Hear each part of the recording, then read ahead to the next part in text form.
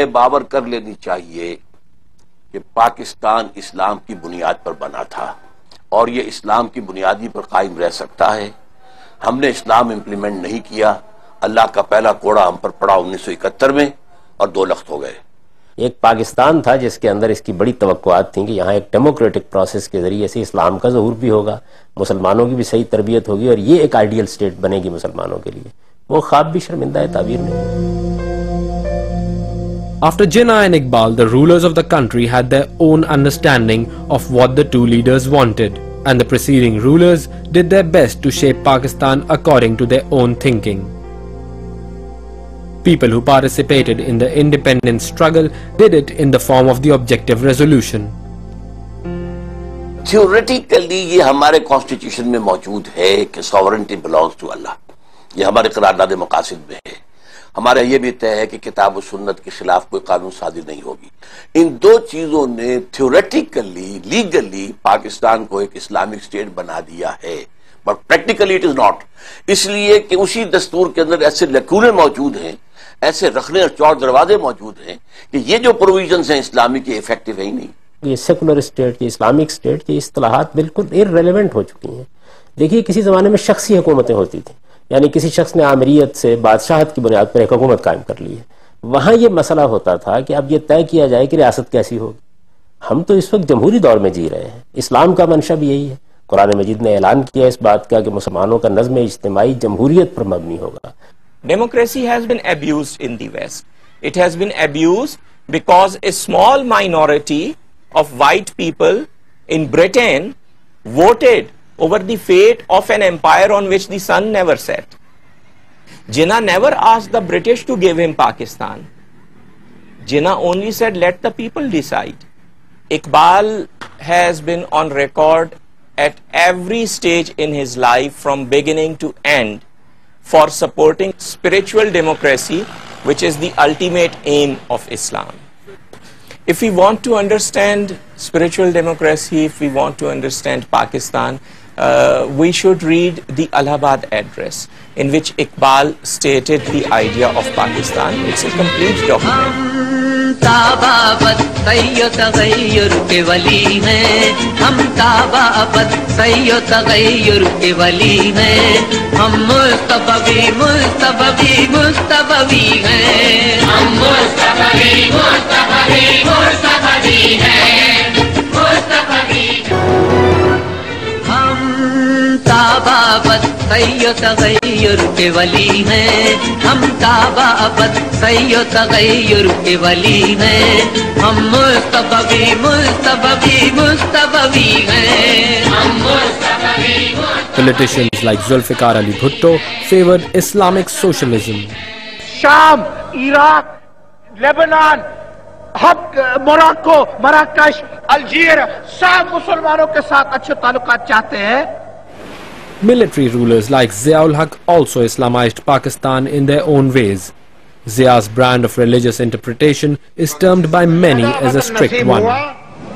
تو ہم اپنی انفرادی اور اجتماعی زندگی کو احکام خداوندی اور شریعت محمدی صلی اللہ علیہ وسلم کے تابع بنائیں گے. اللہ تعالیٰ نے اس عظیم مقصد کے لیے ہمیں ایک الگ وطن عطا فرمایا, اور ہم نے عزم باندھنا ہے اس بات کا کہ ہم نفاذ اسلام کا مقصد ہر قیمت اور ہر محاذ پر حاصل کریں گے. عدالت میں بھی, نظامت میں بھی, معیشت میں بھی, سیاست میں بھی اور قیادت میں بھی. اس سے نہ تو انحراف کی ضرورت ہے اور نہ اس کی کوئی گنجائش. There were other political parties that had their own vision of Islam. Another military ruler, Pervez Musharraf, inspired by Kamal Ataturk, launched a new brand called Enlightened Moderation, where everything was allowed, and a group of religious political parties united under the banner of Muttahida Majlis-e-Amal were his partners. The politicians did not have a precise idea of what was the goal of Quaid-e-Azam Muhammad Ali Jinnah.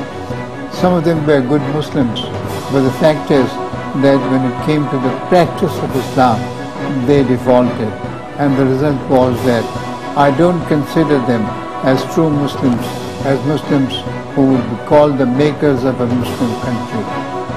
Even the people in northern and tribal areas also had the slogan of Sharia on their lips. اس وقت بھی آپ مجھے یہ بتائیں کہ جن علاقوں میں یہاں ان کی حکومت قائم ہو گئی ہے، پاٹا کے علاقوں میں ہوئی ہے یا سوات میں ایک طرح کا کنٹرول ان کو حاصل ہوا ہے، وہاں لوگوں کو موقع دیا گیا. آپ ہتھیار رکھ دیجئے اور پرامن طریقے سے لوگوں سے کہیے کہ یہ طالبان ہے، یہ جماعت اسلامی ہے، یہ پیپلز پارٹی ہے، یہ مسلم لیگ ہے، آپ ان میں سے منتخب کر لیں. مجھے بتائیں ذرا سینے پر ہاتھ رکھ کے کس کا انتخاب ہوگا؟ سوات میں جو ہو رہا ہے اور وزیرستان میں جو ہو رہا ہے وہ کیا ہے؟ امریکہ کی طرف سے یہ سارے جو ہے عمر عبد الرحمان اور جو امریکہ کی جیل میں اور عبداللہ عزام جو پشاور میں شہید کیے گئے اور اسامہ بن لادن، انہوں نے جہاد افغانستان کے لیے عرب ممالک سے ریکروٹمنٹ کی کہ یہاں جہاد فی سبیل اللہ ہو رہا، جہاد فی سبیل اللہ ہو رہا، جہاد فی سبیل اللہ ہو رہا، یہاں اسلام آ جائے گا. پوری دنیا سے آ گئے. اب جب امریکہ نے ڈیزی کٹرز کے ذریعے سے جو ختم کیا معاملہ، تو جو لوکل افغان تھے طالبان وہ تو اپنے گھروں میں گھس گئے، پہاڑوں میں چلے گئے. غاروں یہ کہاں جائے گا؟ ان میں سے کوئی بڑی تعداد جو ہے وہ آ گئی پاکستان، وزیرستان میں آ گئے، وہاں رہے، انہوں نے شادیاں بھی کی.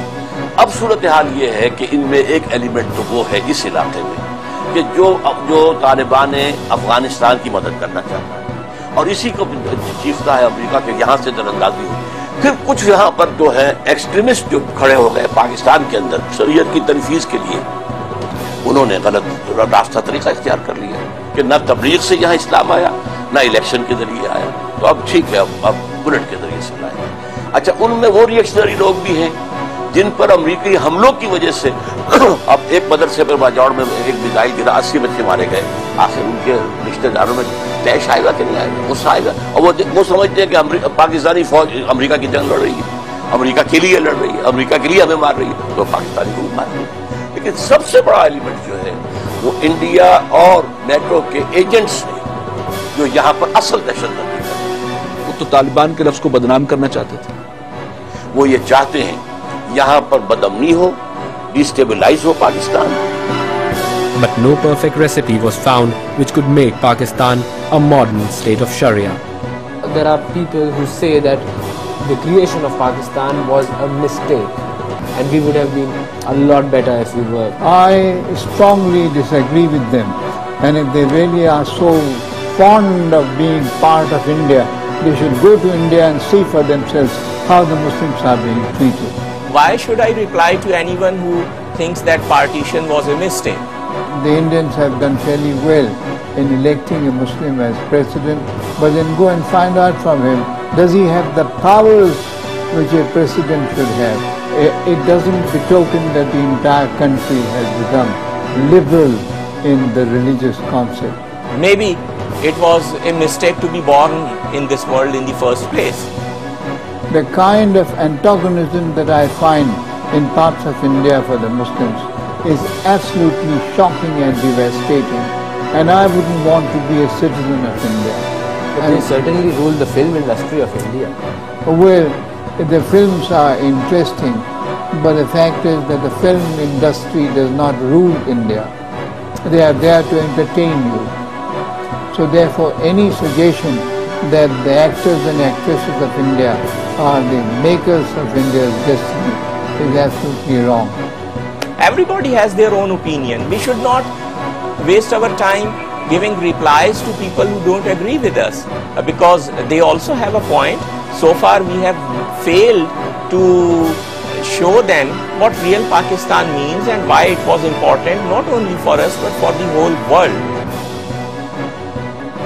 In the final episode of The State of Sharia, we see how the world is again moving back to a combination of state and religion, and what can Pakistan do to become a model state of Sharia.